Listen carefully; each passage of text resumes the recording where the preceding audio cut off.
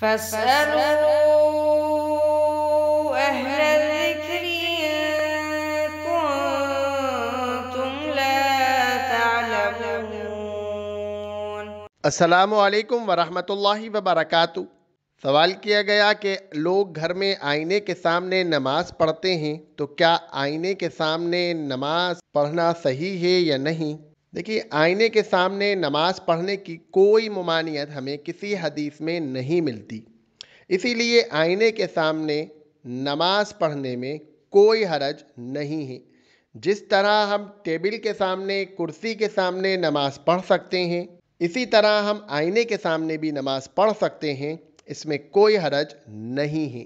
لیکن اگر کوئی بھی چیز نماز کے وقت سامنے ہے جس سے نماز کا خشوع، نماز کی یکسوئیت ختم ہو رہی ہے، تو اس کے سامنے نماز نہیں پڑھنا چاہیے۔